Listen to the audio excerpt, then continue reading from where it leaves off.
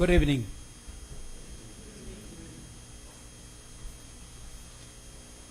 Thank you for being here to the regular meeting of the Board of Trustees, Judson ISD, beginning at 7:02.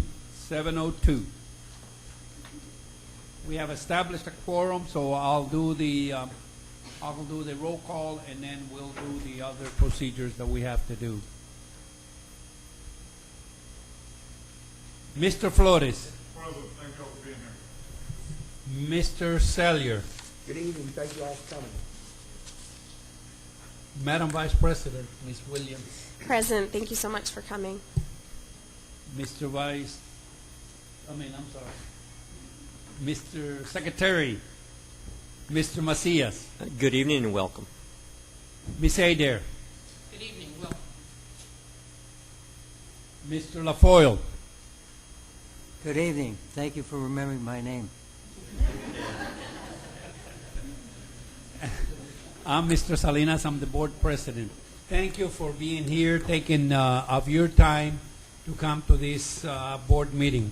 Dr. Mackey. Good evening. And we have with us our Chief Financial Officer, Jose Elizondo, Executive Director of HR, Elaine Howard, Daniel Kirshner, Executive Director of Operations, Assistant Superintendent Lita Berra, Associate Superintendent Nancy Robinson. Thank you. We're going to go ahead and do the invocation, followed by the Pledge of Allegiance, recognitions, and citizens to be heard. Then, unfortunately, our lawyers are here. We'll have to go into executive session. We don't want them to be earning money by sitting in the audience. But anyway, Dr. Mackey, will you lead us into the invocation? Followed by the pledge.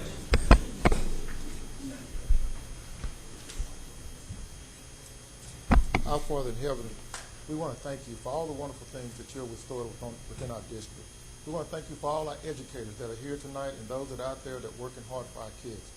Lord, you have blessed us beyond anything that we can imagine. When you have a district that's met expectations because of excellent, hard-working, dedicated employees, we want to just say thank you. We cannot thank you enough. We want to thank you tonight for our board, for the January board recognition. Our board members, they volunteer their time and energy to help lead and guide this district in the right direction. Thank you, Lord, for everything that you've done and all the guidance that you bestowed upon us. Lord, we want to thank you for our troops that are guarding us against harm's way. Thank you, Lord, for blessing us and guiding us and leading us with all the things that you're doing to help move this district forward. Lord, thank you for everything. In Jesus' name we pray. Amen. Amen.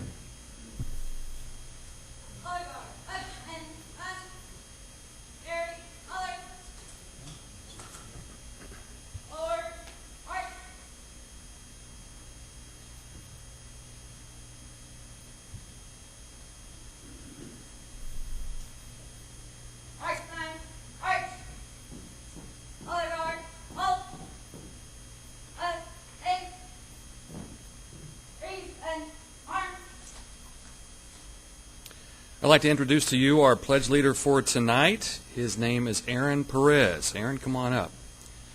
Now, Aaron is a fifth grade student at Masters. He's been a member of the National Elementary Honor Society for the last 2 years and a member of Masters' robotics team during that time as well. At a recent robotics family meeting, Aaron presented and demonstrated his talents and his knowledge of creating and operating a robot he developed. Aaron not only excels in his academic studies, but he also possesses strong leadership skills and always participates in the Pasta for Pennies fundraiser.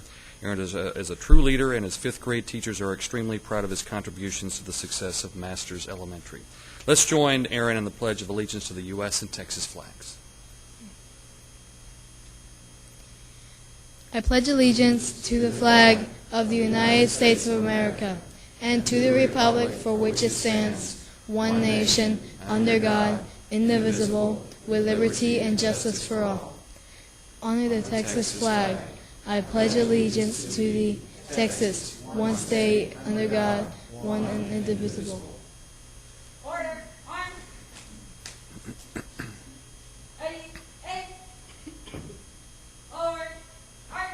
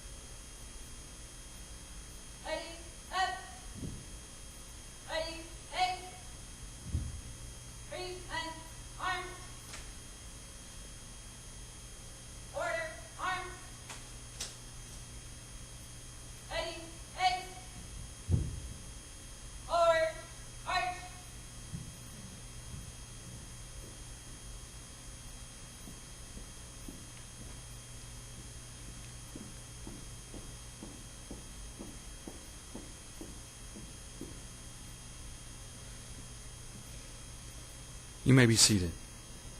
Let's give Aaron a hand for a nice job. Yeah. We're going to take a picture with you and the board. Yeah, we do. I'd also like to, by the way, recognize Aaron's parents. If you could stand up just for a moment, Jose and Veronica Perez.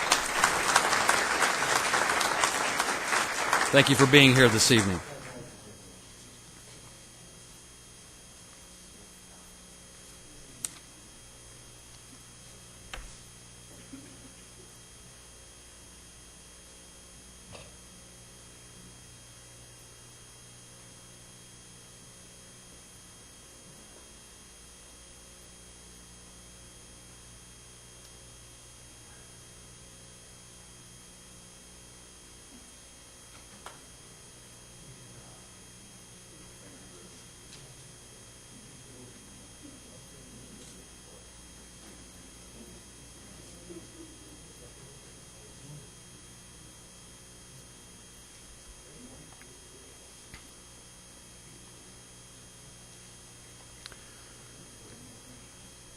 All right, I'd also like to recognize our color guard for this evening from Wagner High School Junior ROTC, Cadet Captain Gracia Martinez, Cadet Staff Sergeant Rebecca Ricondo, Cadet First Class Zulima Martinez, and Cadet Captain Jessica Ramon.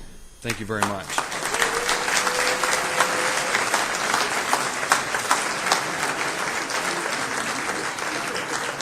And their instructor is Sergeant First Class Wayne Hopper.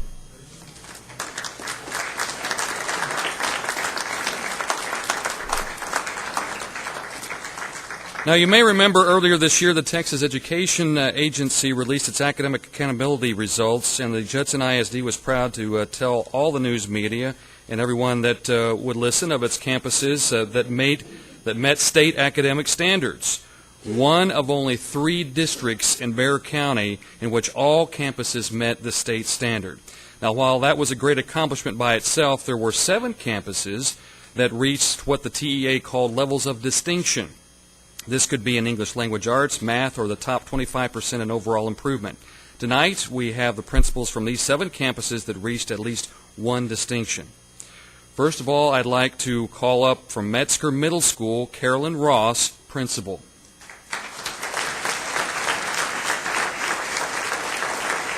And as you shake the board's hand, if you'll go right over here to the left in front of Jackie, and we're going to take a group picture here. Metzger has made some great progress and achieved a level of distinction in English language arts. Next up is from Woodlake Elementary, Dr. Julia Battle, principal.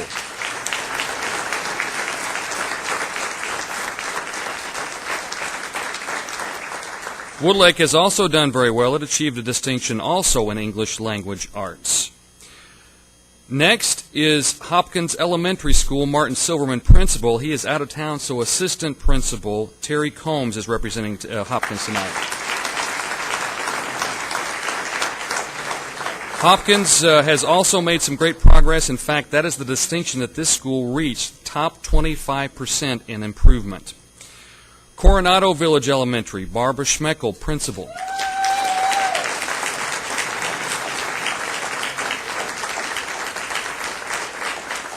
Coronado Village reached the distinction level in both English language arts and math both. Crestview Elementary, Nancy Gerhard and Yvonne Munoz both. Crestview also reached distinction in both English language arts and mathematics. Judson Early College Academy, Dr. Kimberly Wilson, principal.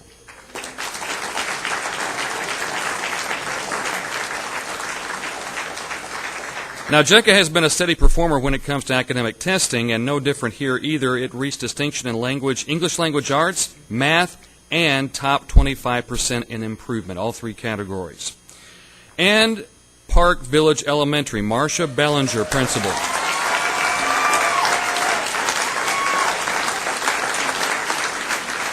Park Village reached the distinction performance level in English language arts, math, and top 25% in improvement. and was the only elementary school that reached all 3 distinction levels.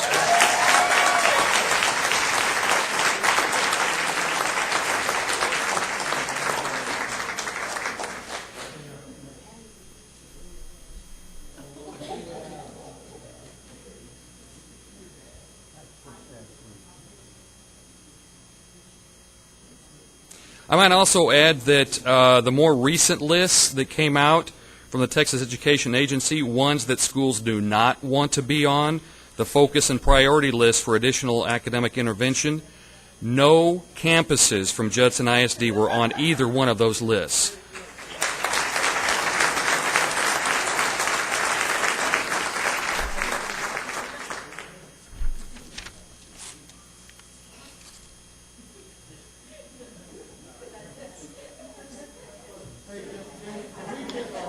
Can we get all the principals and get a picture with all the principals up here? Because not one campus received, all campuses meant to pay this.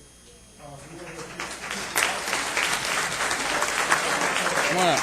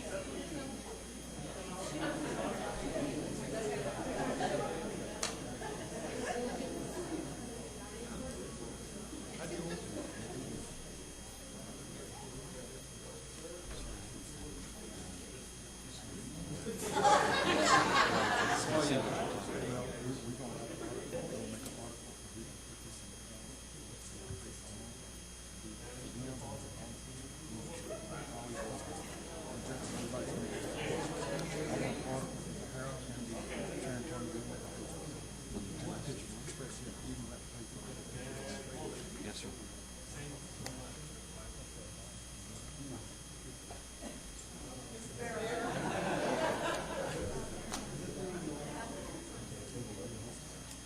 Yeah.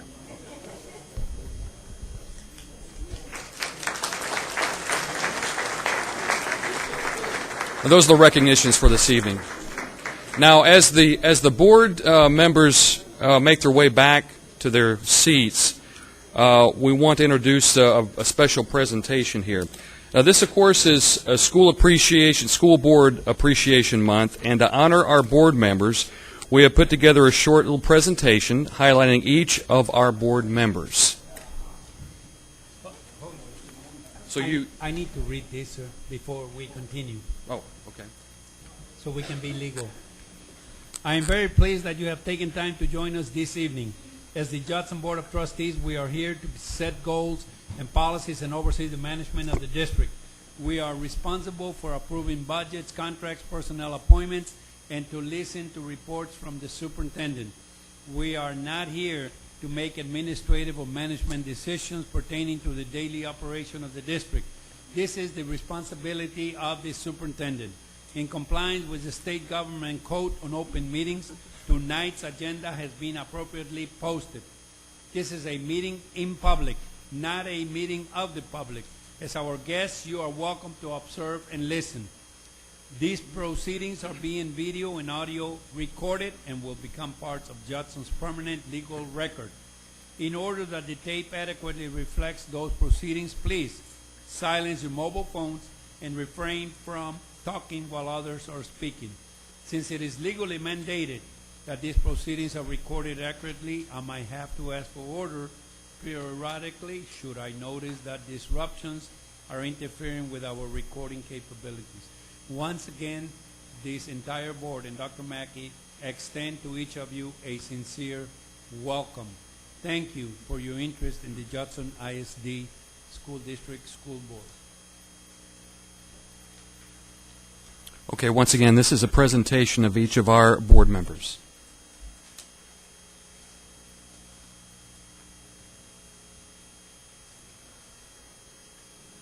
This is School Board Appreciation Month. This gives us the chance to recognize each board member for their work and acknowledge their contributions to the Judson Independent School District. We'll begin with Ms. Beth Williams. Ms. Williams has been on the board since 2011 and has 2 years of service. Ms. Williams is an active volunteer at Converse Elementary School and participates in several district-wide events such as the Community Sweep and the Judson Education Foundation Prize Parade. Ms. Williams currently serves as the Board Vice President and is a liaison for the Long Range and Curriculum Committee. Mr. Jose Macias. Mr. Macias has been serving on the board since 2010. In his 3 years of service, Mr. Macias has participated in the Back to School Health and Safety Fair, the College Fair, and numerous campus events. He is also a huge supporter of employee retention as well as college readiness for our students. Mr. Steve Salyer. Mr. Salyer has been serving on the board also since 2010.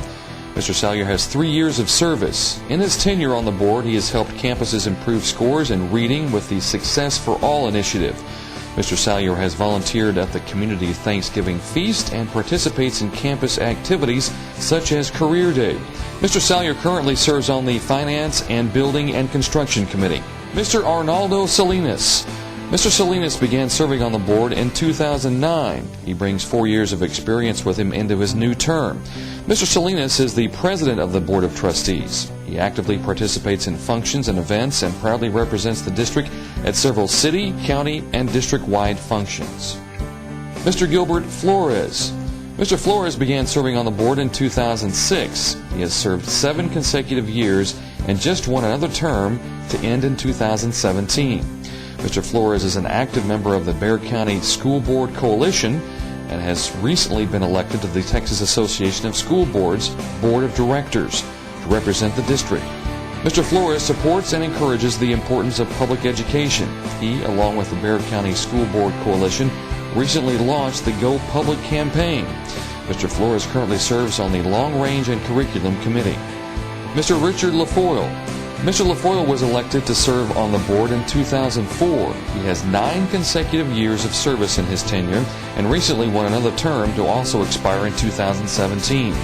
Mr. LaFoyle is an everyday volunteer at Park Village Elementary. He also serves on the Judson Education Foundation and has volunteered at every gala, golf tournament, youth football camp, and community Thanksgiving feast. Miss June Adair. Ms. Adair was first elected to the board in 2004. She sits on the board with a total of 8 years of experience. Ms. Adair is a generous supporter of the Judson High School FFA program and Student Health Advisory Committee and is an active member of the Live Oak Village Garden Club and Judson Education Foundation. We thank each of our board members for their service and what they do for the students of the Judson Independent School District.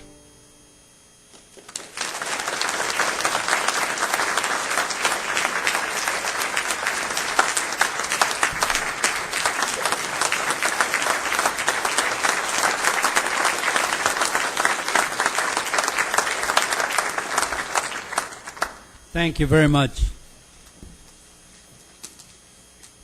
Now we have acknowledgement of visitors or citizens to be heard. Do we have any elected officials present at this time that I might have missed? Thank you. Acknowledgement of visitors. This time is provided for citizens to address the board on issues or concerns. A person may speak one time for a period of 3 minutes. Presentations shall be informative only. No board action will be taken. A complaint or charge against an officer or employee of the district is not allowed in open session. Complaints and concerns for which other resolution channels are provided shall be directed through those channels. The presiding officer shall determine whether a person who wishes to address the board has attempted to solve a problem administratively. If not, the person shall be directed to the appropriate policy to seek resolution before bringing the matter to the board at a subsequent meeting. Citizens wishing to receive a response from concerns presented to the board must provide written documentation. The board shall not deliberate or decide regarding any subject that is not included on the agenda posted with notice of the meeting.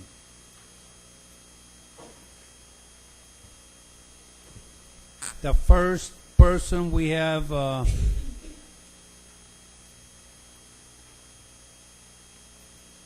believe it's Theater Van Bratton.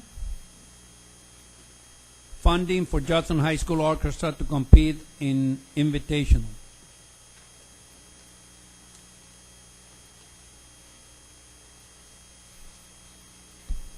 Hi, yes, good evening. And it's Tether Vanden Brandon. Sorry, I know, it's unusual. Yes, my name is Tether Vanden Brandon, and this is Diane Newkirk. And we are with the Judson Orchestra Booster Club. We support the Judson Orchestra. We are here on behalf of the students of the Judson Orchestra as an invitation has been extended to them as 1 out of 10 orchestras nationwide to participate in a national competition.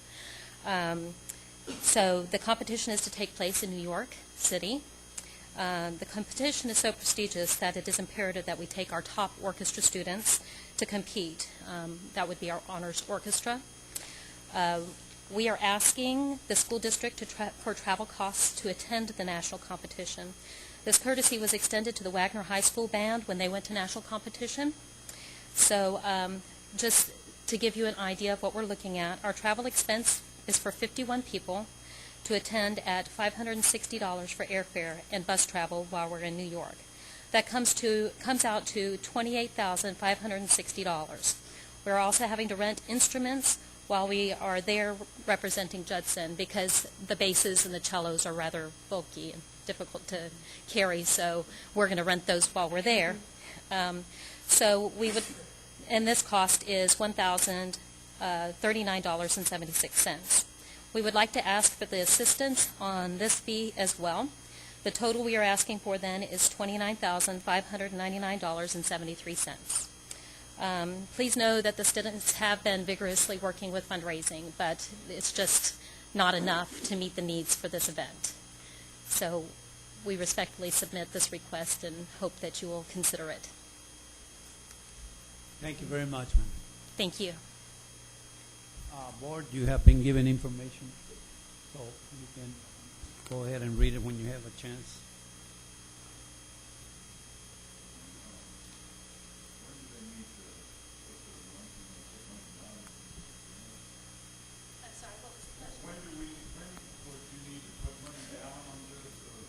As soon as possible. We're trying to make payments as we go along. The trip is March 8th, so between now and March 8th will be wonderful. Thank you, ma'am. Victor Mata, attendance zones. Mr. Mata.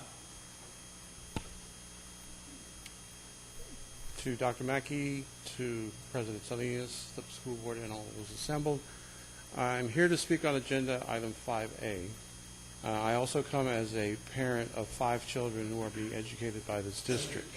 My main concern is with the younger 2 kids who will be directly impacted by the decisions made on agenda 5A, namely the realignment of the school's attendance zones, in which case they would be forced to leave the schools which they've been attending for the past 3 years and start over basically in another school. Now, I have no doubt that both the schools in question are very good elementary schools, as has been evidenced in the earlier proceedings. However, I do tend to think that the children that we have in our school now have invested a lot more than just the educational value of that particular institution. So as a proposal, I would like for the board to consider that these zones in question be considered transitional, in that the students who are currently attending one school be allowed the option to stay there until they, promote themselves out, and that anyone else who comes in would, of course, then be allowed to, follow the new district attendance zones. I do realize that this may create some kind of numbers crunch for the schools involved because it would be a transitional zone. But I think we're both in agreement here that our kids are not numbers, that they're our future and our potential. And I would like to see that continuity continue, especially with the younger two kids, so that they can continue the experience that they're enjoying at their current school. That's pretty much all I have to say on it. Thank you for your time. Thank you, Mr. Mata. Next, we have Ms. Cherry Armstrong, Randolph Metro Commerce Rotary presentation.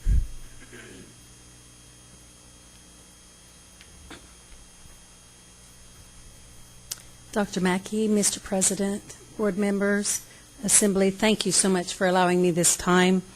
My name is Sherry Armstrong. I'm the owner of Mecca Sportswear and Armstrong Recognition and a member of the Randolph Metrocom Rotary Club. I'm here today to present Judson ISD with a portion of books that were collected during this last year. The Randolph Metrocom Rotary Club meets at noon on Mondays at Olympia Hills Golf and Conference Center, where individuals and businesses have the opportunity to present useful information to our group about our community. As a thank you for their time and efforts, we present them with a certificate of appreciation, as well as a book that will be donated in their name to one of the school districts within the Metrocom area. This process is greatly appreciated by our guests, members, and we hope by the school districts. I'm here today to present Judson ISD with their portion of these collected books. I'm also here today to report that we recently wrapped up our 17th annual Fairway for Kids golf tournament. 100% of the funds raised from this event are used to provide financial assistance to the students of not only Judson ISD, but SCUC ISD and Marion ISD. This year we raised $27,500, in which will allow the Randolph Metrocom Rotary Club to again provide support to the students of these districts for another year due to the generous support of our sponsors.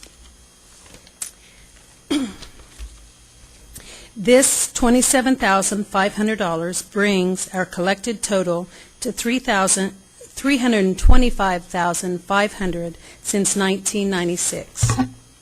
Some of our sponsors were Northeast Methodist Hospital, Enterprise, Airtron, Financial Corporation of America, GVEC, Barger Law Firm, Concentra, Patricia Johnson, Edward Jones and Von Ruppel, Skanska USA Building, Samco Capital, Today's Promotions.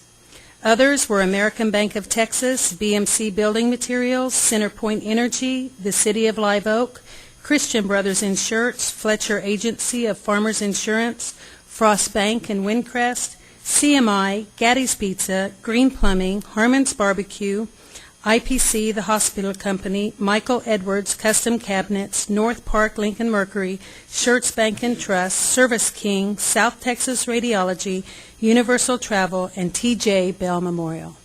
Thank you so much for this time, and I appreciate having the time to present this to you. Thank you, Ms. Armstrong.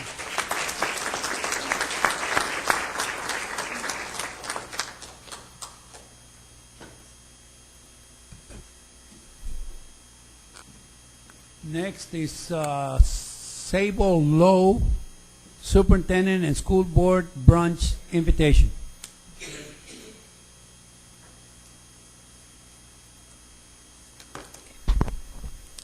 President Salinas, school board members, and Dr. Mackey, good evening. My name is Sable Lowe, and I'm here representing the Judson AFT, American Federation of Teachers. I'm here tonight in support of the Go Public campaign in Bexar County. As you may know, teachers and support staff in the Judson ISD strongly support your efforts to strengthen and generate awareness regarding the positives of public school education.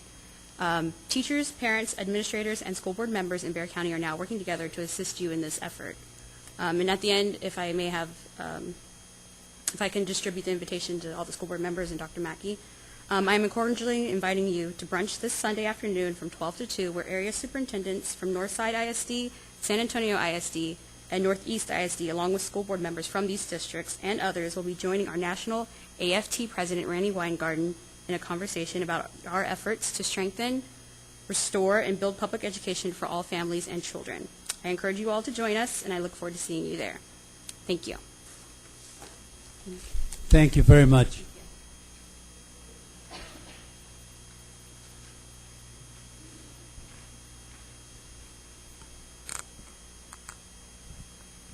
The next item would be consideration of consent items, but we're going to suspend the rules and go into discussion and consideration of action items.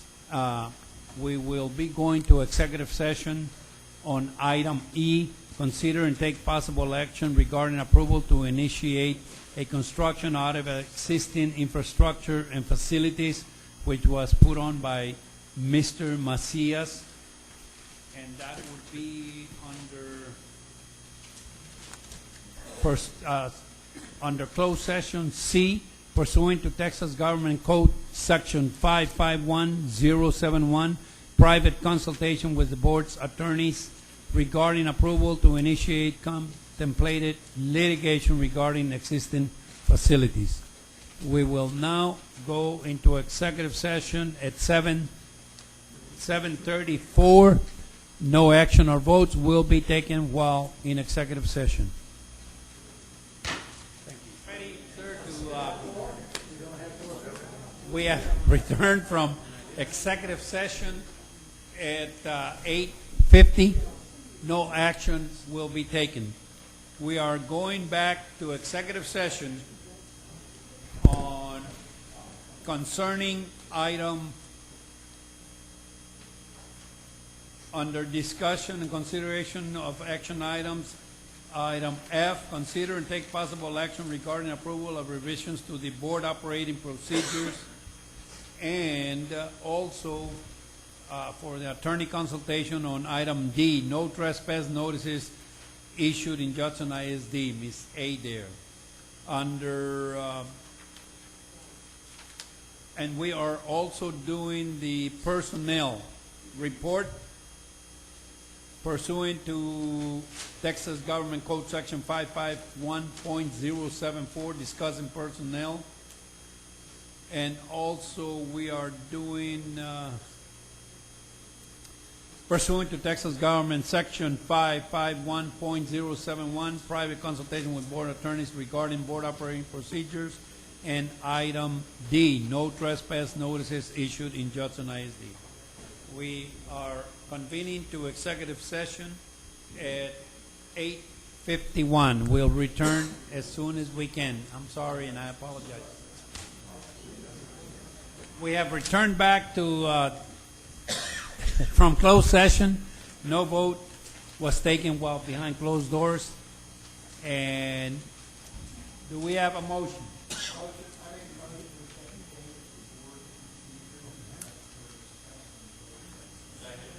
We have a motion by Mr. Salyer, second by Mr. Macias. Discussion. Okay? All those in favor of the motion signify by saying aye. Aye. Aye. All those opposed likewise. Motion carries. Thank you. Now, let's get back to business. Okay, consideration of consent items. I will be reading, and if you need to pull any of this, go ahead and let me know. A, consider and take action regarding approval of board minutes for the regular board meeting held on September 19th, October 16th, November 21st, 2013. B, consider and take action regarding approval of minutes for the special meeting held in December the 10th, 2013. C, consider and take action regarding approval of monthly financial information as of December the 31st, 2013. D, consider and take action regarding approval of quarterly cash investment report for all funds as of December 31st, 2013. E, consider and take action regarding approval request for proposal 1412 for print and copy services. Okay, shall we vote on those before we go into F? Okay, why don't we do that? we're going to be voting on A, B, C, and D. Motion. Motion by Mr. LaFoille, second by Mr. Flores. All those in favor of the motion signifying by saying aye. Aye. All those opposed, likewise. Let's go to E. Consider and take action regarding approval of request for proposal 4012 for print, 1412 for print and copy services, which is on your board book 61. Motion by Mr. Sellier, second by Ms. Adair. Discussion. Ms. Adair. Thank you, Mr. President. Dr. Mackey, can you tell me in this RFP what changed from last year to this year? Are there any changes? No, there are no changes. Same thing. We're just Same people? Did as anybody drop off? As far as the awards? Yes. Oh, I'm sorry. As far as the awards, Mr. Ashmore, would you mind addressing that, please? I'm going to be real honest, Mr. Adair. It's been actually 3 years since we bid this, and I know that most of these vendors are vendors that we're currently doing business with. And if I'm going to guess here, but I'm going to say that the vendors that are not being approved were not approved in the previous award. I don't think we've lost any vendors other than I think we had 2 that did not resubmit. Okay, great. Thank you. Thank you, Mr. President. Okay, no further discussion. Okay, vote on the motion. All those in favor signify by saying aye. Aye. All those opposed, likewise. Motion carries. F, consider and take action regarding approval of policy update 98 affecting local policies. This is for second reading. I will do one by one, and if you want to pull it, let me know. I want to pull F. All of it. You want to pull F? Yes, sir.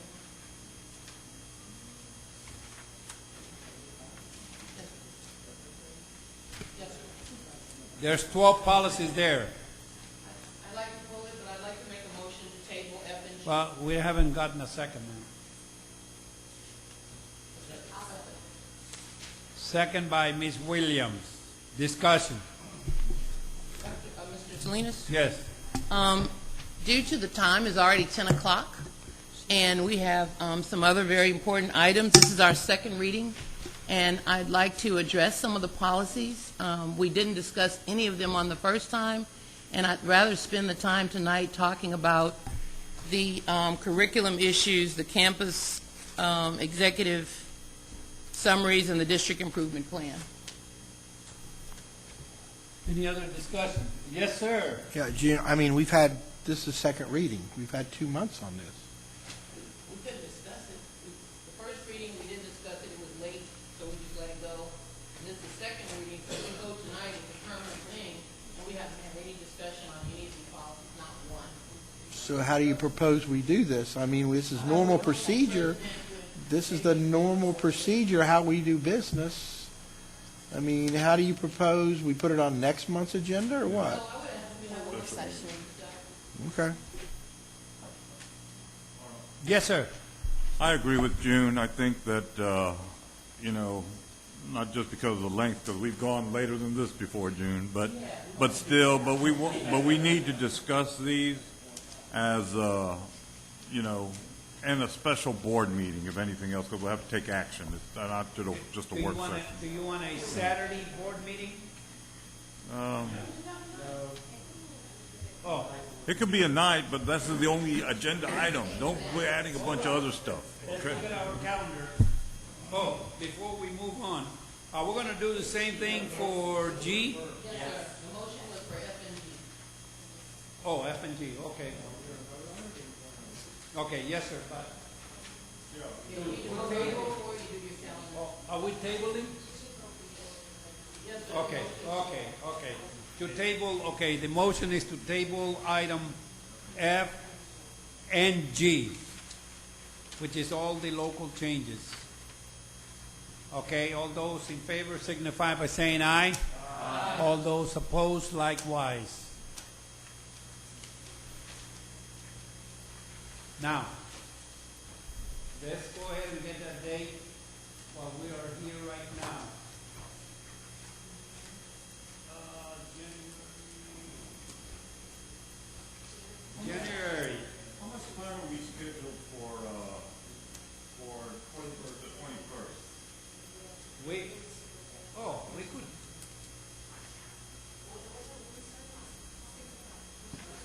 Okay. Yeah, we're starting at 6 on the 21st, so do we want to do the superintendent first and then come back and do this? Is that okay? We'll do the superintendent. Closed session, and when we go into that, and then if we came back and let's say we just did F or something, you know. Yeah. Oh, okay. Yeah. F and G, and then discuss as far as we go. Okay. Did you get that? So we'll have to make sure that we close that. Okay, so that's going to be on the 21st. Okay. Very good. I'm glad we are agreeable tonight when we can meet. Okay, we finished that. G until 28. Let's go to item 29, right? Item H, consider and take action with approval of campus executive summaries. Motion by Mr. LaFoille, second by Mr. Flores. Discussion. Yes.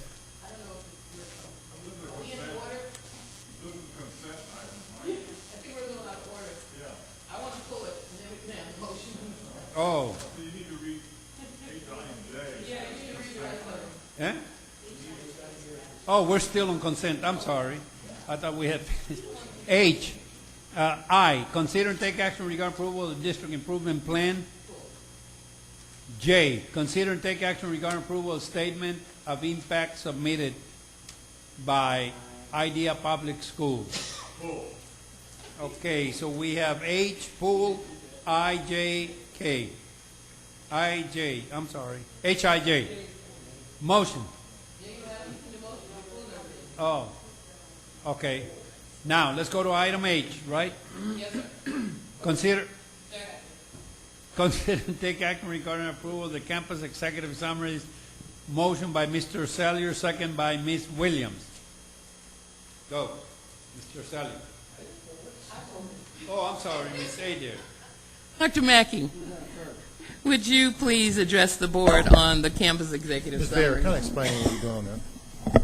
Can I ask a question before you do that? Yes. This is the first time that I ever seen executive versus campus improvement plans or whatever you have here. Right. No, usually the executive board, it's the executive summaries that are submitted, because otherwise you would be getting like 30, 40, 50 pages from every school. So what they do for the executive summaries, they just give you the goals that they will be addressing during their campus improvement plan. And so what each school has done, they have to submit to us their executive summary, and this is what we submit to you for approval. But this is the first time, I've never seen executive. Believe me, I have never, I was. We've had it, it's just been in consent and we kind of. Went over it. Yes, it's approved every year. Yes, sir. But I read some of the campus improvement plans, but I don't remember reading something about executive. Anyway, it's a learning time for me, I guess. Thank you. Okay, go ahead. Discuss. Oh, I'm sorry. Go ahead. Yes. So each campus submits their campus executive summary. During the summary, they go ahead and let us know which goals that they will be addressing at their own campus depending on their data. And so you get the executive summary for every campus. Yes. So, can you tell the board how did this process take place? You said that each campus made up goals. Yes. Can you give us a little insight Yes. into what's occurring at the school and how it gets to us? Actually, we have a whole program. It's online, and it's accessible to anyone who wants to see it. What they do, they start off with a needs assessment. And through this needs assessment, they look, and we give them a summary of areas to look at. There's about 10 areas. We follow the state guidelines as to what they need to look at. And after they've done their review of the data, that's how they come up with their goals. And the goals really also need to be aligned with the district improvement plan. And we have been sharing with them the district improvement plan. The last time we met with the district site-based, they also gave us input on the district improvement plan, so that also guides the campus improvement plan as well. Did you have any input from the parents, or did the employees, teachers, or whatever, did they have input into reaching these goals and deriving at this final product? For the campus improvement plans, yes, ma'am. Every campus has to submit their attendance form, where everyone that has been part of this campus improvement plan has reviewed all their goals. Thank you. And to the board, the reason I wanted this pulled is because, just like Mr. Salinas, sometimes we have things in consent. And we talked about at the beginning tonight about our district achieving their levels and having not just no bad schools, I forget the initials Dr. Mackey gave us, but also having 7 outstanding campuses. And one of the ways that we've gotten to this point is by having the campus executive summaries, which are reviewed by the district staff to ensure that our campuses are aligning and doing and striving for the necessary things to reach those goals and standards. So I want to thank you for the energies, because including the community, parents, et cetera, takes more time.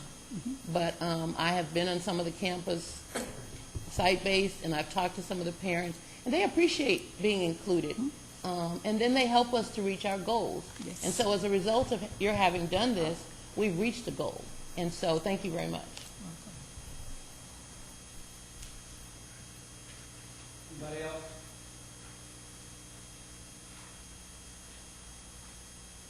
Okay, we have a motion. All those in favor of the motion signify by saying aye. Aye. All those opposed, likewise. Aye. Consider and take action regarding approval of the district improvement plan. Motion by Ms. Adair, second by Ms. Williams. Discussion. Yes, sir, Mr. President. Yes. This is a continuation to Dr. Mackey. The district improvement plan that we received in our board packet for tonight, do you feel that you have included or requested of the board all necessary resources, whether it's equipment, financial, or staff, to meet your goal that you've placed in this district improvement plan? Okay.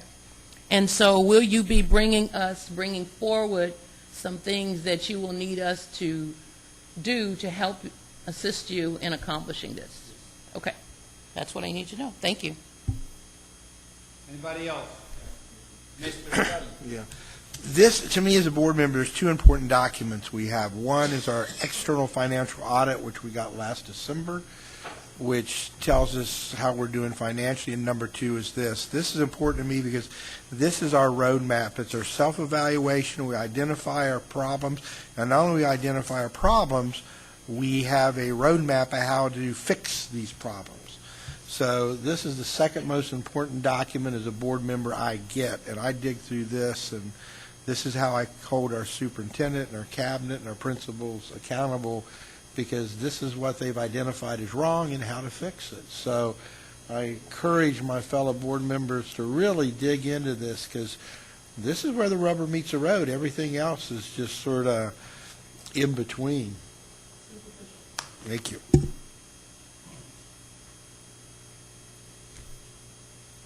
Anybody else?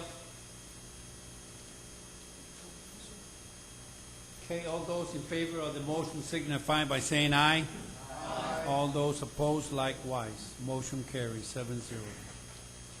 J, consider and take action regarding approval of the statement of impact submitted by IDEA Public Schools. Motion by Ms. Adair. Second by Mr. Flores. Discussion. I'm going to pull this. First of all, looking at this, I don't see where this is a voting item. to approve the statement of impact, you know, and all it's saying is specifically Texas Education Agency guidelines require the statement of impact be sent to the districts that may be affected. You know, there's nothing that says we have to vote on this, because, you know, like we said before with Mr. Starr, you know, we're going to, you know, I told him no, not that it means anything, because this is something that should just be in discussion, saying, hey, this should be over here, these people are coming into our district.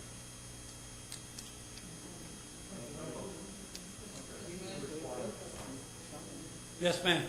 I agree with you, Mr. Flores. I think the reason it's there for a vote is because the president has to sign it. And he signs it whether we say yes or no. But I don't think he can't sign it unless it has come before the board, because that's our policy. So that's why it's here, because the president has to sign it, saying that he discussed it at a board meeting. But you're right. It doesn't matter whether we say yes or no. They're going to do it anyway. They're just telling us. But that being the case, then I think you send the secretary by keep voting no. I mean, you know, it doesn't, you know, rather than saying yes and they say no, we agree to say, they know we're coming. You know, that's what idea is saying. I vote yes because, yes, I was notified every time. That's why I vote yes.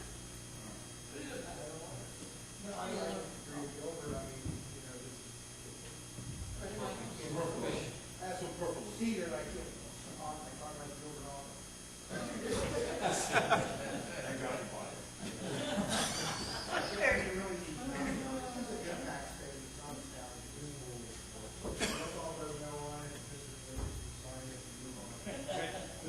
Okay, we have a motion on the floor. All those in favor signify by saying, if you're for the motion, signify by saying yes. One yes. All those against the motion signifying by saying no. No.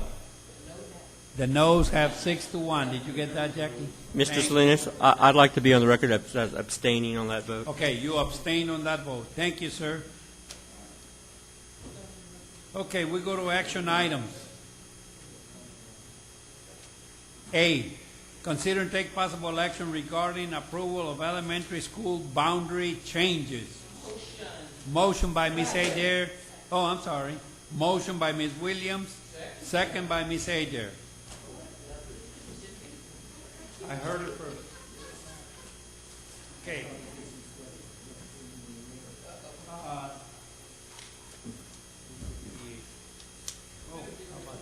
Okay, quick discussion.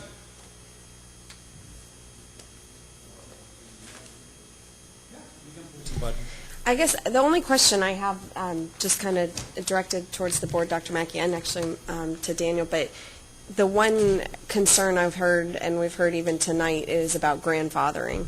And as we've looked at all this, and as we've discussed, you know, I'm not inclined to support that. But what I wanted to offer is, if there are situations, they always have, you know, individual students can request interdistrict transfers that could get denied or accepted. So there is a possibility of that option. But to grandfather all students would completely change the numbers, or potentially change the numbers, and that's something that we can't support from what I see. But that was my only concern there, is that I know that that's the number one concern I've heard, I've seen in some of the notes, but that there are options, but grandfathering at this point in time wouldn't be supported by the schools and what we have laid out in front of us. So that's all. That was just that there is the possibility of interdistrict transfers for some scenarios. Ms. Adair. Yes, sir. Thank you, Ms. Beth. Just to be clear, I'm not supporting, and I don't mind saying it on the record, I'm not supporting grandfathering. We have new buildings coming in place. We have overloaded schools. This is just the beginning at elementary. We still have to look at the middle schools and the high schools. And we have good schools all around. Our curriculum is now aligned. Our students can leave from one campus and go to the other campus, and they're on the same page. And so if any persons wish to do that, they can follow the policy, go through the proper channels, request the interdistrict transfer, and be mindful that it also requires them to provide their own transportation. Mr. Sally. Wow, June, we're agreeing a lot tonight. It's scary. I know that. I mean, the point I want to make is this is demographic and statistically driven. This isn't us draw some squiggly lines like the state legislature does every 10 years. But I mean, anybody can come after this, and I think we can show demographically and the boundary lines into efficient. Say the word. Efficient bus routes there is. So I don't think anybody can blow holes in this except my cedar fever with the door open over here. I totally support this. There's just not much to blow a hole in this plan. Thanks. Thank you. I want to thank Dr. Mackey and his staff for taking care of the boundaries. We finished the elementaries. The next step will be the middle schools and the 2 high schools, and hopefully maybe in the next February or March agenda item we can start talking about that, or they can start working on that. But I fully will be supporting this. I have no problem. Thank you. I'm sorry. You also reminded me. I want to thank Mr. Kirshner and Mr. Raspberry, who I don't see. He's gone. For the community forums. We want to thank him for taking the notes from Mr. Kirshner. And, we talk about bad things, so even though it's late, I want to talk about good things. I want to say, Dr. Mackey, this process is the best that we have done on boundaries. We've notified parents, we've invited them, thank you also, Mr. Linscomb, for getting the word out. I have not heard any complaints that we're doing this, and we're doing it far enough ahead. Parents know now, so thank you. Let's do the same thing for the middle and the high schools. Mr. Flores. Thank you, sir. I do commend everyone that did a great job on this. One thing that I've asked for, and I would still like to see eventually, is give us a pro forma as if the district was all built out, so that we can tell people that, hey, we've said this, we're going to have another school here at this point. Right now we don't, but that way I think it will alleviate, or, not eliminate completely, but slow down on some of the complaints, that people know our plan and say, hey, this is where it's going to be. I don't expect it, in the next 3 months or so, but it's something to work on, and that's all I'm requesting. Thanks.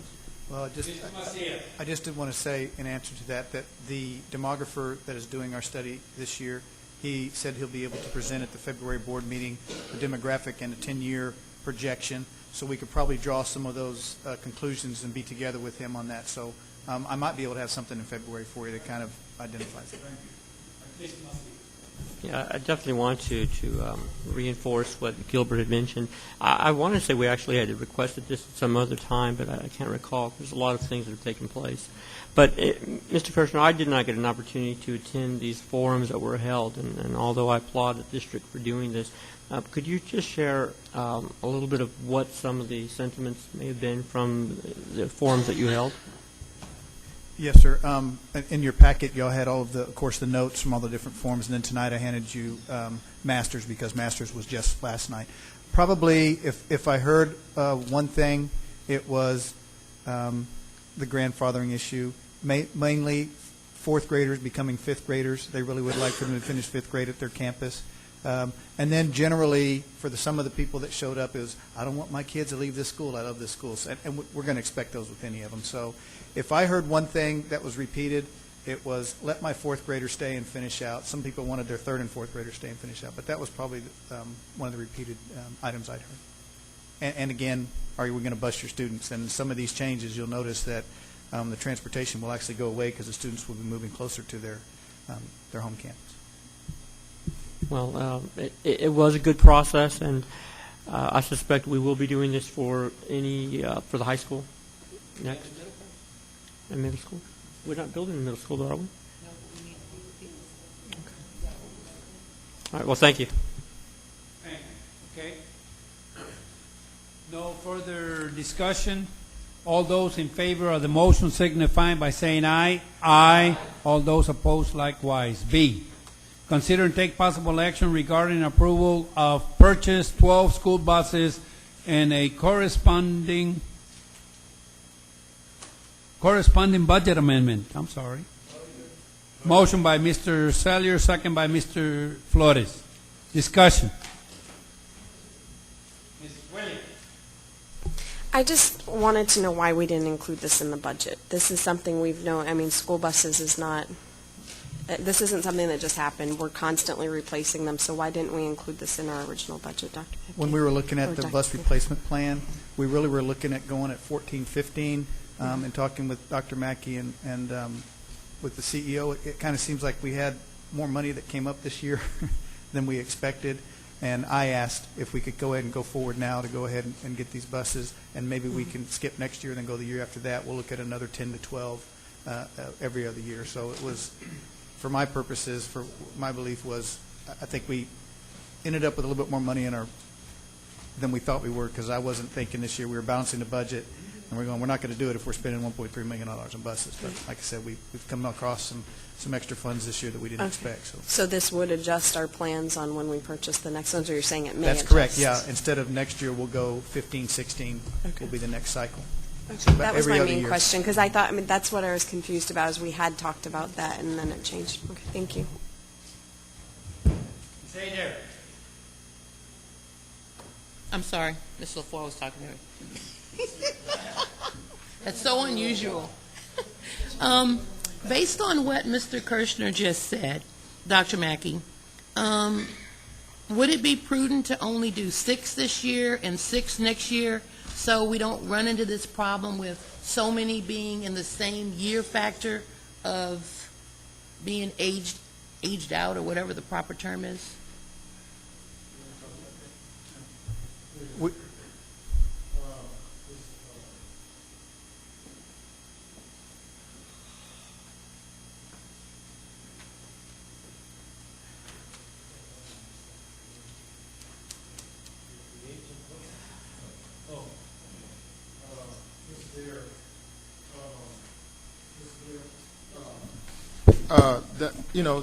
It's up to the will of the board to do this right here.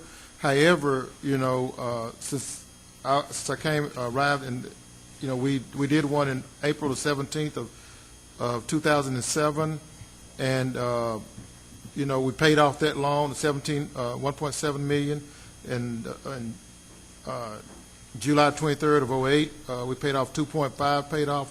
Right now, we have about 1.45 that's still outstanding, and next February will be paid out. We'll have the $2.6 million paid off. So we'll only have less than $1 million to pay after next February, February 1st next year, a year from now.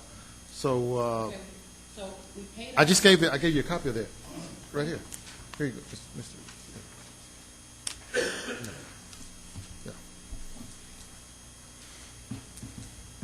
Yeah. And the way interest rates are now, 0.75 to 1.6, that's why we're doing this, because we got getting great interest rates on this. We're not paying hardly any interest on this. What is the interest rate now for the ones What's the that interest rate? we're looking at doing now? We don't have a bid, because we haven't decided What's to do it this yet, generally obviously. going? But we're thinking it should be between a quarter, 0.25 to maybe 0.75, somewhere in that range. Yeah, it's just not less than 1%. Okay, well, that's the Yeah. reason behind it, Yeah. then I can support the Okay. 12. But I do agree with Ms. Williams, we need to put it in the budget. We know we're going to need these buses. Plan, and not do a budget amendment. I don't like doing those every year like we don't know what we're Right. doing. Mr. And Dale. actually, Mr. Kirshner, It would be in the budget. It would be in the budget. 10 more buses. All right, Mr. Lee. Yeah, Mr. Flores. Thank you. Unfortunately, June, when we do our budget, we don't know exactly how much money we're going to end up with, and that's always been the case when we do a July budget. I hope that we're doing a schedule on all our vehicles. I mean, the service vehicles, the police vehicles, all of them that have so much mileage. We've got to get to a point, if we have, you know, this money available to get on a plan, you know, like the city of San Antonio, yeah, you know, 60,000 miles, boom, those police cars are gone, you know.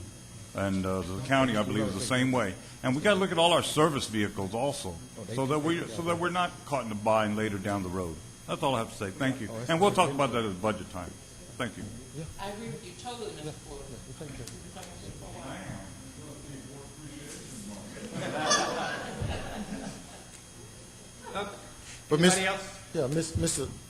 But just let the board know, we look at this right here, we're looking at,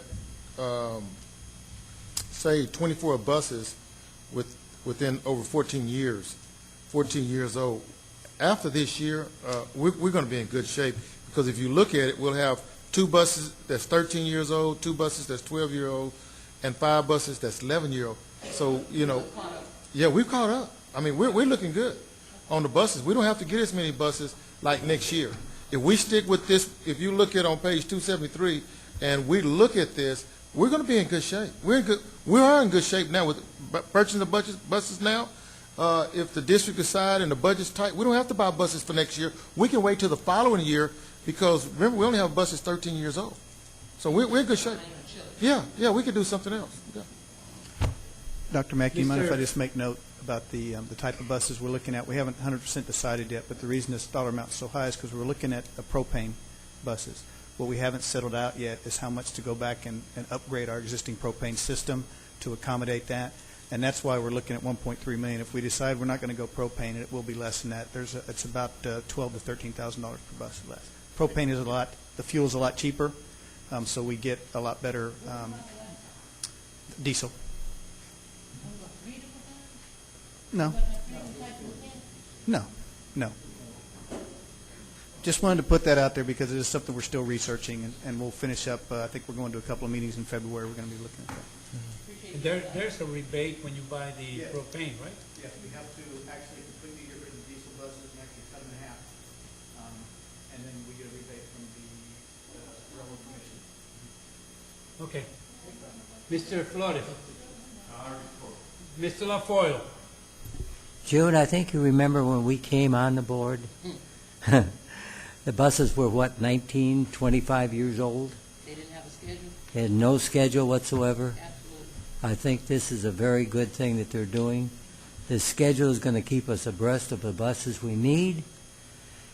And, you know, without buses, we don't get kids to school. Don't get to school, we use money. So I back it. I'm all for it. Let's just make sure we keep it in the budget. Ms. Williams. Just one little thing I thought of when you said what type of bus. It was a few months back we had someone talk about the way our buses are equipped. Yes, the special needs buses, and we never really heard anything beyond that. Could you follow up with us after? Or if you have an answer now, great. This part of it. It's taken care of. Okay. So we got to take care of it. They're going to buy 6. Yeah. I'm sorry. I knew you said you were going to take care of it. I didn't hear the follow-up this is from part it. of it. So, okay. Yes. Yeah. But that's what I was asking. If I read it correctly, 6, Well, right? and I was confused. Right. Yes, thank you. But not the little tiny one. Thank you very much. I couldn't understand why they bought those buses. Okay, we have a motion and discussion completed. All those in favor of the motion signify by saying aye. Aye. All those opposed, likewise. Motion carries. C, consider and take possible action regarding approval of inductees to the Judson Civic and Athletic Hall of Honor as selected by the Hall of Honor Committee. Motion by Ms. Williams, second by Mr. LaFoyle. Discussion.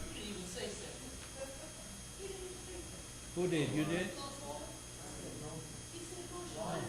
Oh, it's either one of you.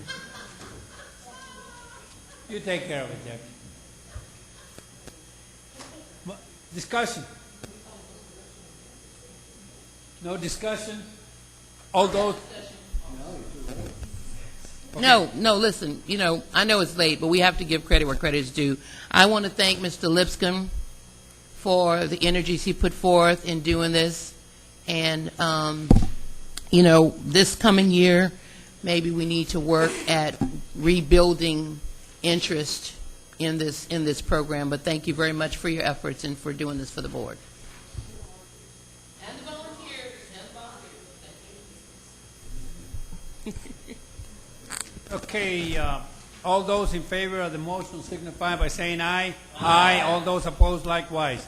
Motion carries. D, consider and take possible action regarding approval of the naming of the new elementary school located at Loop 1604 in Coppergate Road. Motion. Motion by Mr. Flores, second by Ms. Adair. No, I'm not seconding that. I had a different motion. I was going to say motion, and I had something to say. Second. So I did second that. I had a different motion. Second by Mr. LaFoille. Okay, discussion. Yes. I move to amend the motion to the naming of the new elementary school to Copperfield Elementary.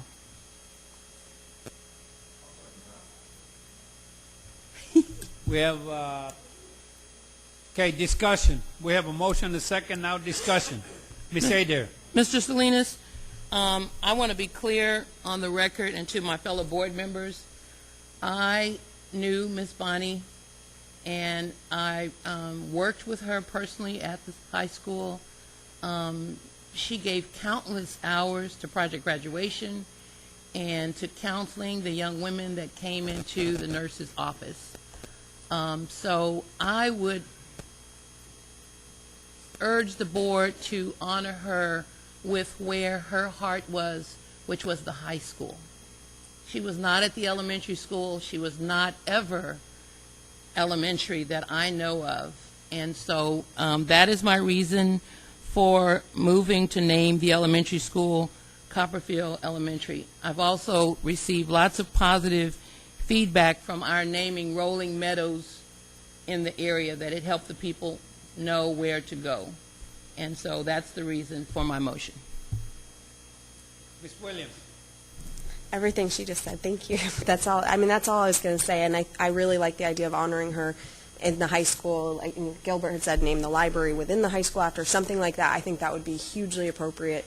We also have another high school down the road that we're going to be needing to name, so I appreciate that, and I also see communities taking ownership when we're naming the schools after the community that they're sitting in, so I prefer that too. Thank you. Mr. LaFoille. Are you ladies suggesting we change the name of the high school from Judson High School? No, Richard. Well, I mean, that's what it sounds like. We're honoring the lady now with the school. I think she well deserves it. And the thing is, it'll be a long time before a high school comes up.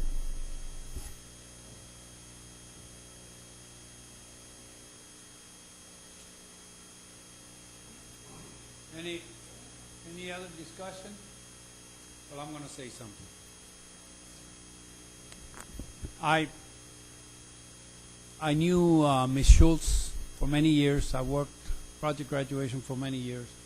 But when I saw this report and they wanted to name the elementary for her, my mind was not, but she never was in the elementary. That was never in my mind.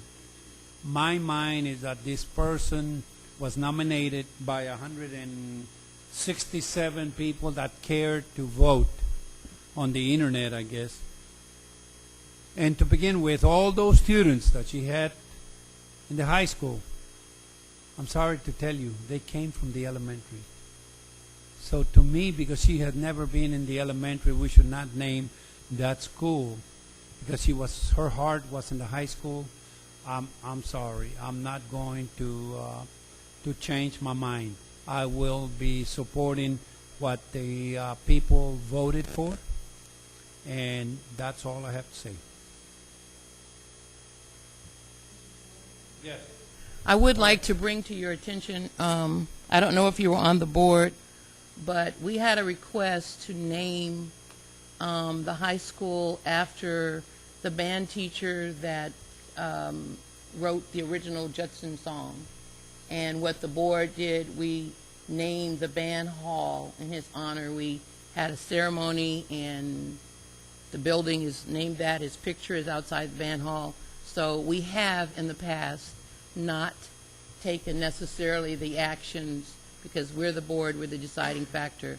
And so I would, certainly, I'm not trying to change your mind, I just want to be clear that the people that know her, that she worked with, it's not on the agenda, so I won't go into discussing any of the other things, but, in no way am I negating the service of Ms. Schultz to the district.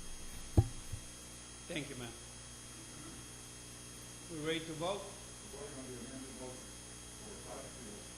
Okay. Yes, that's correct, sir.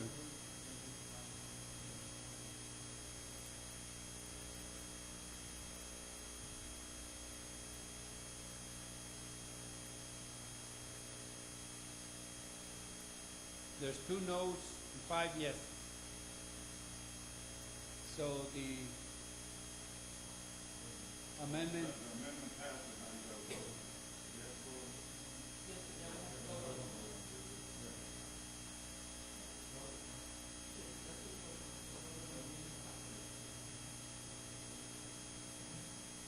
Okay.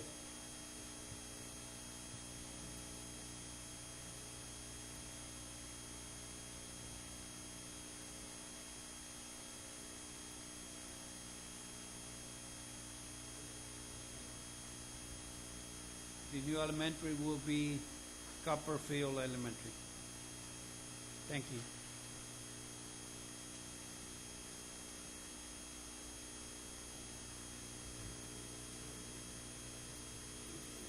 Okay, we did E, we did F.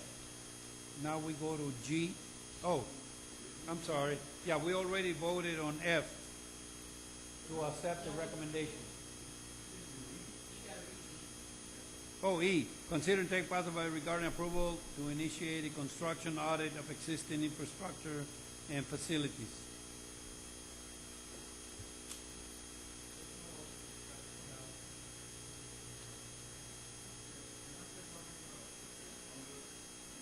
As we discussed in closed session, if we can include that, okay, well, just, you know where I'm going at on it, right? Okay. Okay, we don't have to vote? Okay, thank you. G, consider and take possible action approving a 3% pay increase for all employees for the 2014-2015 fiscal school year.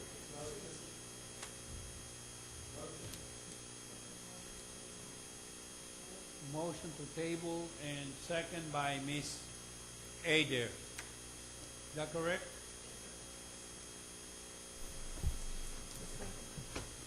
Discussion. Ms. Williams. Okay. I want to first off start by saying that my motion to table this in no way suggests that I am not in favor of a pay raise for our staff. My concern is that I feel that this is premature. We haven't had a single budget session yet. There's a lot of factors that go into making a decision with regards to the budget, and because we haven't even begun discussions on the budget, because we have a lot of stuff going on throughout the district. We've got waivers out. We've got classroom sizes that are over what we said we should have, so we have the waivers. We need to address that. There's a lot of needs in this district, so for me to do this right now without seeing the numbers, I feel is irresponsible of me, and I feel that it's premature for us to be deciding on it. I also think that down the road, this may be something where perhaps we could give a 2.5%, perhaps it could be 4.5%. We don't know until we have numbers. So for me, I can't support this at this time, and that is why I'm asking to table until we can start our, at the very least, our discussions and our work sessions for our budget. Thank you. Ms. Adair. Thank you, Mr. President. I would say pretty much the same thing. I'm not against a pay raise, but I do want to hear some budget data. We're opening a new elementary school. We're opening a STEM academy. All of those will require more staff, facilities maintenance, et cetera. And so I'm just not ready to put 3% in, and I don't know what all of the other needs are yet for the district. So I would ask that the superintendent bring this back at a later date. Mr. Macias. Oh, I'm sorry, Mr. Sellier. Thank you. I'm for this. I mean, I hear a lot of talk from this board about parity of pay. I hear a lot of talk from this board about retention. If you want to retain people, you have to pay them well. This is an opportunity to pay our employees, not just teachers, but all employees, a salary to put it ahead, because we know this, and you can talk all you want about why people leave and why people come and why people go, but the bottom line, it's pay and benefits. Yeah, everybody loves Judson. We got dedicated teachers stay here because they love Judson, but when you go home and face your kids and your family, you got to feed them, pay the mortgage and stuff like that. So I am for this simply because it's the right thing to do. It sends a very clear message to our employees, not just teachers, but all employees, a very clear message that we support you. We think you're worth the money mid-year. This is a mid-year pay raise. Well, no, it's not mid-year. It's not mid-year. It's 2014. But this is a clear message being sent that we appreciate you. Mr. Macias. I can let Dr. Mackey speak, and then I'll speak after him. He might have some input to provide. Dr. Mackey. Okay. Mr. President, members of the board, I've done this several times. Went out and started early in the year because we start contracts in March. And I like to let our staff know that they have had a tremendous year this year, and they've worked hard, and they deserve this. And it's my job as a superintendent to make a recommendation to the board that we do have the funds available in order to do these things, and let the teachers know and staff know that we care about the job that they're doing, because if you look at all the success we had in early in this meeting, you know we've had some hardworking people in all of our schools and throughout this district that are doing a tremendous job. And we have the funds within the budget to make this happen, unless we just do something that's not within our budget. We've made this happen. We have a budget over $40 million of fund balance. We've done that because we've been very prudent on spending funding within this district. I've talked with our CFO, and I've looked at this budget, and I know it's feasible for us to make this decision to move, because we can do it, and we can retain great teachers and great educators within this district. And we have to make a bold statement in order to move first to do these things. And then we can, when there are vacancies, people know outside the districts that we're making a conscious effort in order to retain them. Now we're not even moving up. We're not in the top 4 or 5%. And we have to make that bold statement, because you all keep reminding me about the physical responsibility and the salaries of these individuals. So when I heard that all year long, this past year, about Dr. Mackey, we need to do this, now I'm doing it and making that effort to make these things happen. And our people have worked hard, and they deserve this. And as a superintendent, I want to make it feasible, and I want to push for this, and we do have program review, we do have budget process coming up. But I feel we can make this happen. And if you look at it, 79 or 80% of your budget is personnel. So when we get the personnel out of the way, we can deal with the other things, and we can make it happen. I'm very confident that we can make this thing happen. Thank you. Before you go on, Ms. Williams, we're going to allow...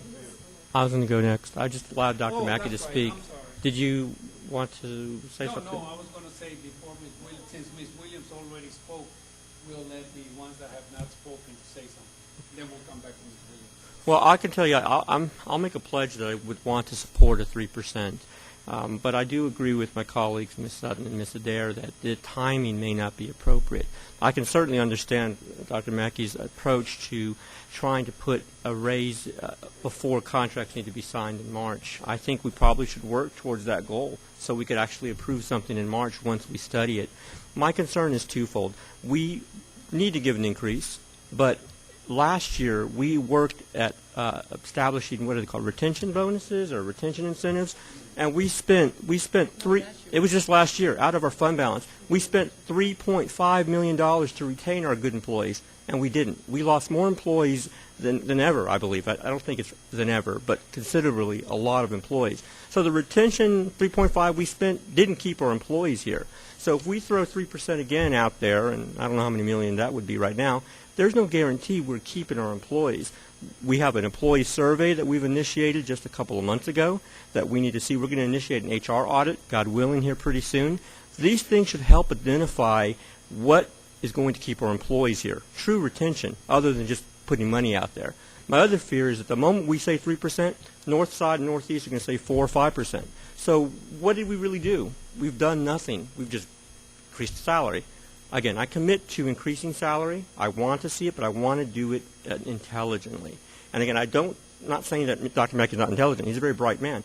But I just think we need to sit back, look at it, and then make a decision as a board. So essentially, tabling the motion would probably be the best thing to do. And if we need to make a commitment till March to make a decision, I think that'd be a great timetable. Are you making a motion to table? Or we already have a It's already on there. It's on there. Thank you. I can see both sides of this, and there's a chance we can come up with more than 3%.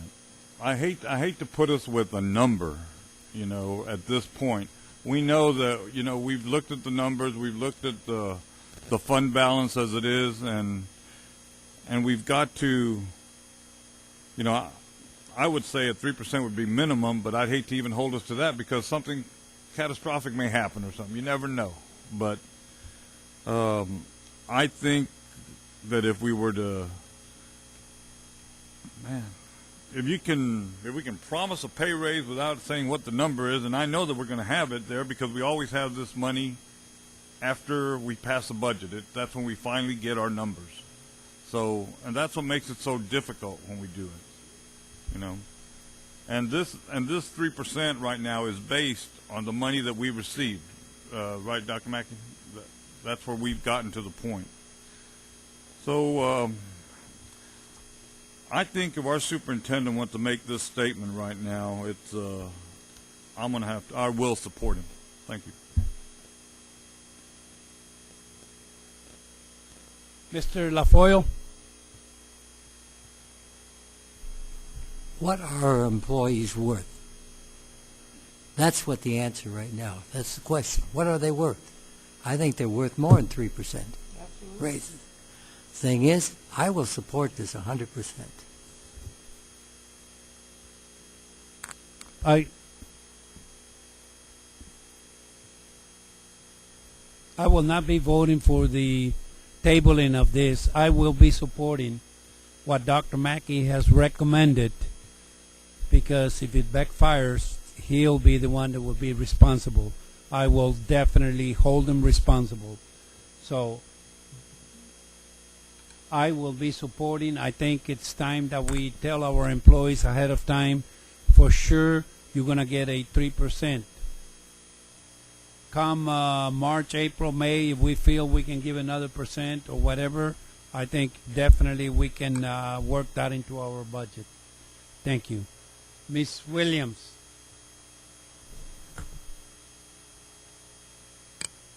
Oh, Ms. Williams. Well, actually, June, you want to go ahead first? I'm not sure. I had some data I wanted to, when I was listening to Gilbert. I supported the increase last year. I supported the increase for various individuals based upon an old pay schedule report from TASB.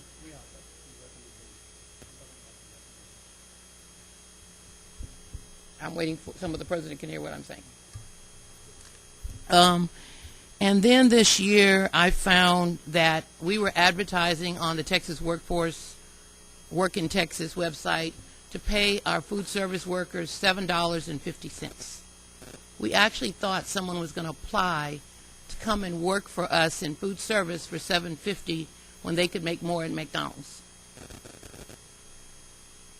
I think more attention, more detailed attention needs to be paid to salaries rather than a blanket 3% without talking about where people stand on the pay scale. 3% is a lot of money to people that are making a lot of money. It's a little money to people that are making a little money. And yes, it takes more time and effort, a lot more time for the board to look at whether people are making a living wage. And those are some of the things that, I'll be asking at budget time. Our food service workers making $7.50. What is our food service manager making? Everybody has a family.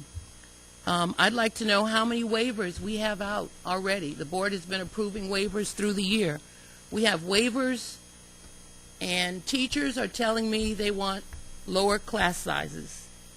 At the high school, we have 30 and 31 kids in English classes. In pre-cal, we need more teachers. We need lower class sizes. And we still have half of a school year. Last board meeting, we voted to spend $450,000 on a chiller on a budget amendment that wasn't in our budget. And, when you talk about do we love our employees, well, some of the employees would like to be able to have coffee pots, Richard. They'd like to be able to have some coffee. And we took that away because we needed the money for energy conservation. So I'm not opposed. I've been at the school. I know what teachers go through. And I would agree to a 3% raise for teachers only. But a 3% across the board blanket, I think is premature. And no, Dr. Mackey will not be held accountable because the law says that the board is responsible for the finances and the contracts. So we are the ones that have to make a decision. And whatever decision the majority votes on, we know what our policy says. That's a decision, and we'll all support that decision. But I want to be clear on the record. I'm not opposed to people getting a pay raise. But I think we need to be very conscious and prudent about the other things. I'd like to know, Dr. Mackey, how much is it going to cost us to fund the STEM Academy? How much is it going to cost us to fund the new elementary school? And until I have some of those numbers, then to ask me just to approve whatever 3% is across the board, I'm sorry, I cannot do that in good conscience. Mr. Macias. Yeah, we still have the item to table the motion on the floor, right? Yeah, it's still. I just want to make sure that is correct. I'll tell you that this is one of those things where you can't lose. I mean, if the votes, which it doesn't look like by everyone's input, that tabling will pass, I'm not going to lose any sleep over it, and we still value our employees. But we're probably going to have to still look at what the budget's looking like so that we can increase it. I'm just afraid 3% is not enough. And then, of course, other factors that we're looking at in increasing our benefit packages for employees and putting money in that area to be a retention issue. There's still a lot more to be continued on this particular front. And again, I totally understand where Dr. Mackey's coming from, but I guess I have to ask Dr. Mackey, have you done, or has an analysis been conducted on what pay will be in the district over the next 3, 4, 5 years? Because pay increases, so our 80% budget all of a sudden becomes 85%. And then, of course, we're in areas where we can't operate when our HR budget is that high. So I guess that's kind of stuff I'd like to know. Has there been an assessment? Have we done an analysis on that? We have not performed an assessment to see what it would be over the next 3 or 4 or 5 years, Mr. Macias. I can tell you that historically, though, our personnel costs for the district have never exceeded 80%. So even though we would, if the board decided to do this, other costs will also increase in other categories, which will typically limit this amount to be in that 78 to 80%, because we can't afford to spend more on personnel. So we always look at, to make sure that we keep it in that range. So we will have other costs that will, even if you're talking about the bus purchases, when you throw the bus purchases into the budget, then all of a sudden that percentage of other expenditures increases and brings the cost of the personnel down. And so when you do things like that, it changes those percentages. But to answer your question directly, no, we have not done a 3 or 4 analysis to see how that would impact the budget. I just hate to have to let employees go because we're too high. I guess I have one other point, but I guess it's escaped me at the moment, but I'll go ahead and yield the floor. Could I kind of clear something?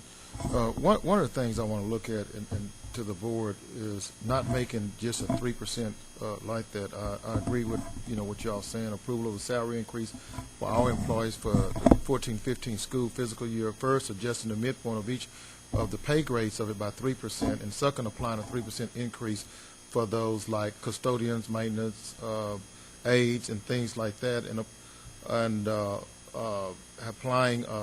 Fourth is providing teachers a $1,500 increase for to put on the teacher scale for $1,500, and increasing bus drivers at least by 50%. So that's what I like to see that happen right there, so we can work our salary budget and personnel budget, and then we can work everything else around. The other concern was about class sizes. Yes, I understand class size at the high school, but it's done intentionally for your gifted and your GT. They need to be your largest class sizes, and you lower your at-risk kids' class sizes down. So that's that is a strategy that we use in the district. That is an intentional strategy that we do use. Has it been lowered? Yes. I'm talking about regular Yes. English classes. Yeah. 30 and 31 kids. Well, It's better? Well, no, I went over there, and we have been. I talked to Mr. Hernandez, and yes, that is the strategy that we're using. I visited with him 2 weeks ago on this. You've lowered Yeah, no, he said he told me that was his strategy, doing it at the early grades. That's where we need them at. At the higher grades, you don't need to have the lower class. 30 kids is good at the higher grade. That's not bad at that. But when you get a freshman or a sophomore, yes, with at-risk kids, you need the lower level like that, and we're trying to lower that level like that. So that's one thing we're doing. Yeah. And as far as benefits, when we start looking at benefits, if we do benefits and raising benefits instead of salaries, then majority of your employees are not going to benefit from it because they don't use benefits within the district. So we're looking at salaries because that covers every employee. So that's why I looked at it like that. So I just want to reflect, on my discussion, what I'm recommending to the board, Ms. Williams. I don't have much else to say. I think June and even Jose covered pretty well, but I just think that we're taking a piece of our budget puzzle and forcing it in without seeing all the other pieces, and I think that's irresponsible without having all that other information. We're going to start these budget discussions and work sessions, in a month. I'm suggesting it's tabled for a short period of time, and nothing more than that. And I do see the value in getting it out early, and I think that's an easy goal to work to get this, going before the March deadline. I just think right now is premature and even irresponsible. Thank you. Real quick, I think this is a good idea simply because it lets our employees know some semblance of what their salary will be for the next coming year based on before they sign their March contracts. And I remind the board what we did a budget cycle ago with our professional pay and all that and our coaches and people. What do? We didn't have it down right? And people were very upset because it was all the way to June before we figured all this out, right? I think this is a good idea so we can let our employees know that, hey, when you go look at your contract in March, you have a pretty good idea what you're going to make next year. Okay, the vote is to table the motion. We're going to do it here. Right. Yes, it's the table. No. Right.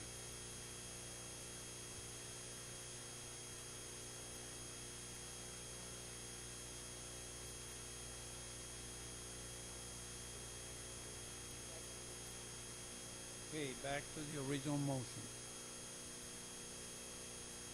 Okay, discussion. Yes, sir. I know that I said you had requested a $3.5 million incentive retention, whatever, last year. I guess, did you do this last January or the year before? Okay, and the year before was it with 3%, or do you remember what that was? It was so flat, being like 1,500 or 1,200. Okay. It was $1,200, and then when we were going further through the budget process, we added another $300 to it and made it $1,500. Now, in order to have some flexibility to potentially even increase the 3%, because we need to really look at that, do we still have time to do that by March? You can give a mid-year. Because, Sir? but once Sir? the employees sign their contracts, I'm thinking that kind of. There is some sort of, I observed a glitch in the board book. The item that you may be looking at is not what is the published agenda item. The published agenda item reads as follows. Consider and take possible action approving a pay increase for all employees for the 2014 fiscal year. It does not attach a specific percentage amount to it. The recommendation is, as Dr. Mackey made, that the school board approve a salary increase for all employees for the 2014-15 fiscal year by first adjusting the midpoints of each pay grade by 3%, second, applying a 3% increase of the new midpoint for the professional pay grades, third, applying a 5% increase of the new midpoint for all other pay grades, fourth, providing teachers a $1,500 increase and all other groups associated with the teacher scale, an equivalent increase based on the number of days they work, and lastly, a 50-cent hourly increase to bus drivers. That is the published recommendation. So why did we get a, we didn't get that?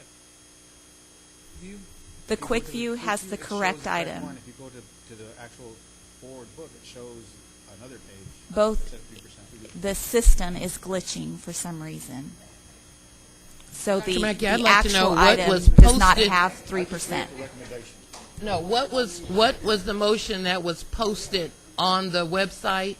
Because that's the motion. What was posted on the website for the official posting of the 72 hours? Consider to take action approving a 3% pay rate No. increase for all employees. No. That's what was posted. Yes. Mr. Flores.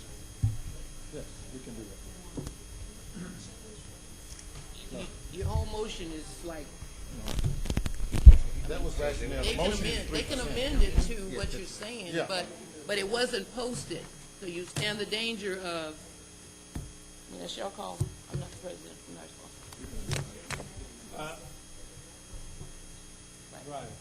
Yes, it is posted, but right here, it says, Is that the one on the website? That's what we want to make sure. That was posted to the Judson website. It's that the school board adopt. It says the proposed 3% on the salary increase website. For employees. Oh, consider and take possible action regarding approval of a 3% increase for all employees for the 2014, so should be 15 school year. But she just read a different one to us. So now I'm sorry, we can't do that. stick with what we have for 3%. What can happen is exactly what Mr. Adair said. Although the agenda item that was posted said 3%, if a board member would like, they can make an amendment to the language and amend it to what we actually are recommending, so that we have a 3% for professionals and a 5% for all the other employees. And that's what Dr. Mackey would like to recommend, to give the other employees, the custodians, a higher increase of 5% instead of a 3%. Okay, we have a motion to amend, Mr. Okay.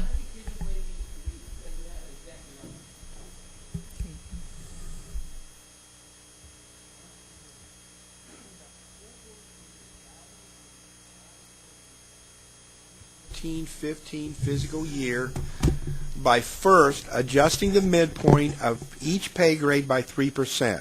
Second, applying a 3% increase of a new midpoint for professional pay grades. Third, applying a 5% increase of a new midpoint for all other pay grades. Fourth, providing teachers a $1,500 increase and all other groups associated with the teacher scale an equivalent increase based on the number of days they work. And lastly, a 50-cent hourly increase for bus drivers. Second.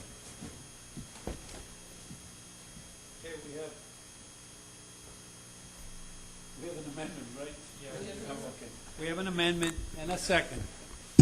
Do we need to have further discussion? Go ahead, man. Dr. Mackey, can you tell us what that will cost in relation to what was just amended?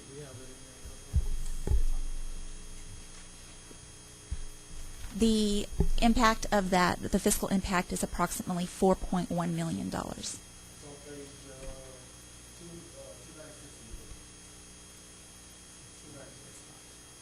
So, Dr. Mackey, Four this point- 4.1, 4.106. 4.1 million will be an increase in the personnel aspect from this year. That's not what the cost is, but that's what the increase will cost. Okay.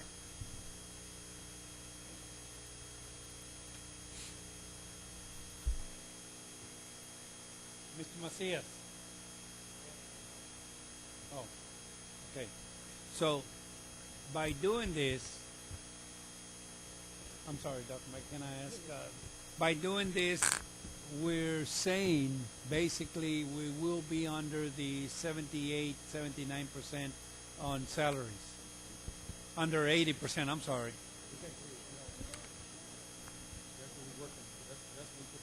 But it won't be over 80. It's never been over 80. Why are we doubting? Mr. Salinas, they can't say that, though, because they don't have the numbers. That would be Oh, inappropriate. I understand that. I would just, because every year it's been like. No, he will. Thank you.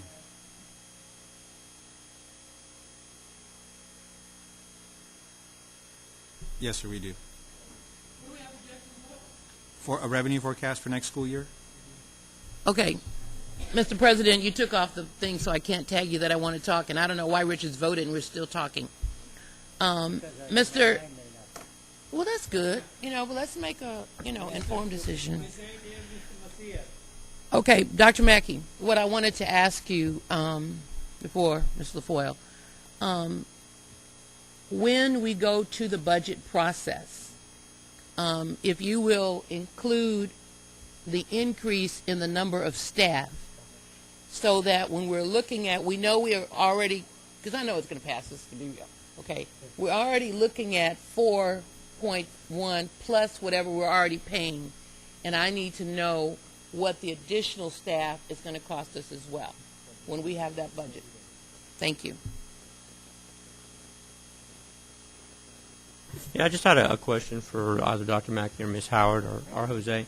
But my question is, we're going into a legislative cycle this year. Is that correct? No, it's not. We're ending it. So that has absolutely no bearing. We already know exactly what our projected is. Okay, I'm good.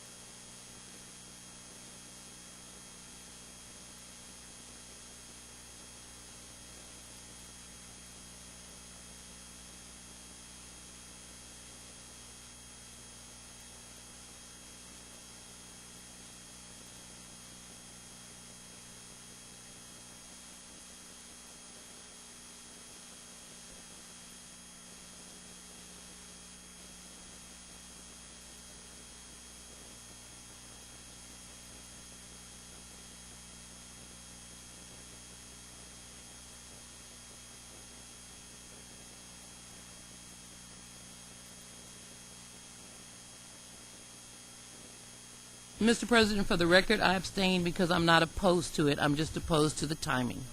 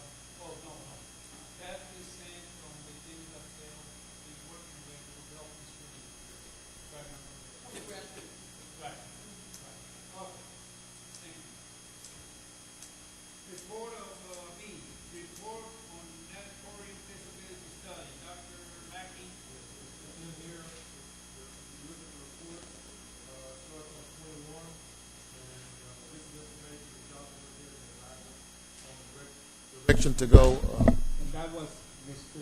Salyer, yes. You want to say something, sir?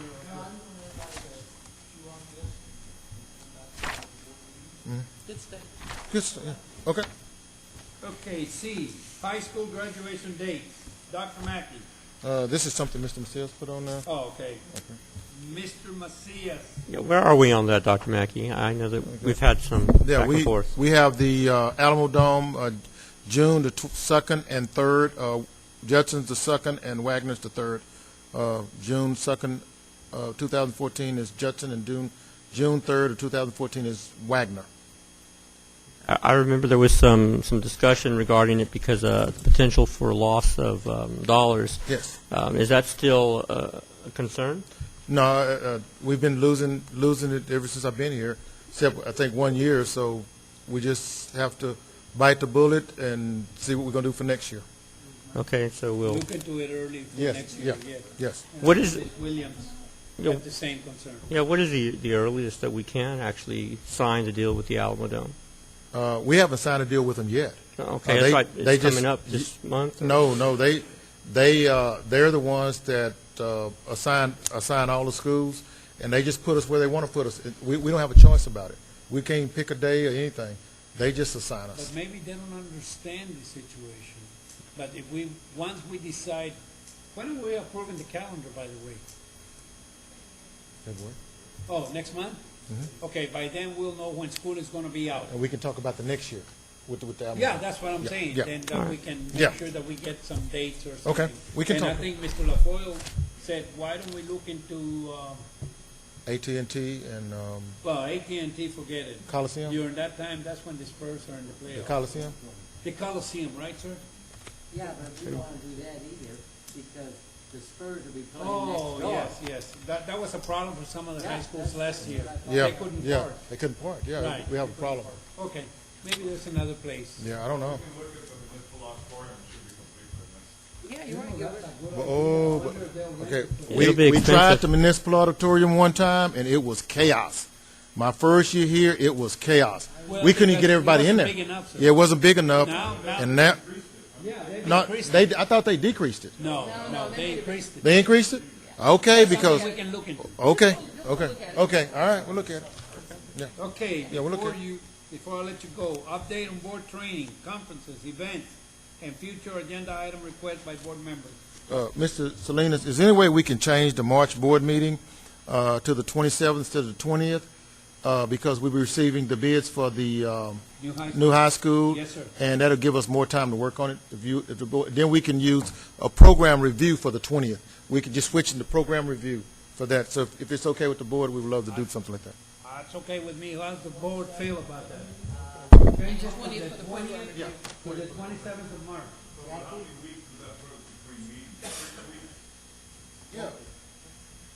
Why don't we just only have that one item moved? What item? Why don't we do the item with the high school at the program review, put it on the special board meeting and just do that one item and we do everything else? Well, it gives us more time because, Mr. Darrell, that's spring break, and we come after spring break, so we wanted another week to work. Yeah, I know, Dr. Mackey, but getting business done between the February meeting, which is on the anyway, to the 27th, I'm looking at, almost 5 weeks from, if anything comes up or. Then the regular board meeting, no, the regular board meeting.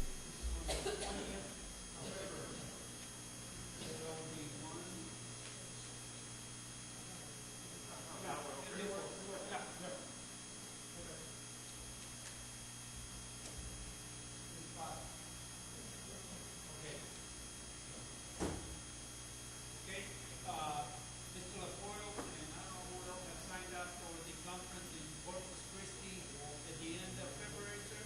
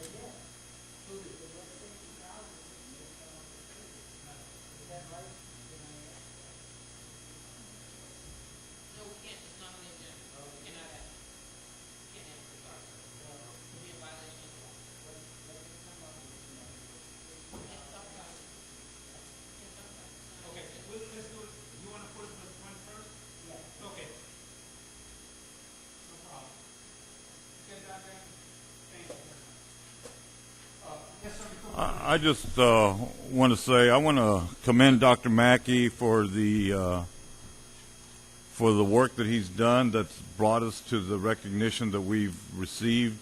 It starts with the leadership, and I know it wasn't the board, but no, we've given Dr. Mackey direction, and we've asked him to get us to where we're at. And I think he's gone beyond that, by getting all the principals, all the teachers, all the bus drivers, everybody. The reason we got recognized the way we have is because of everybody. And I think Dr. Mackey has done a great job of, leading us in that direction. Thank you.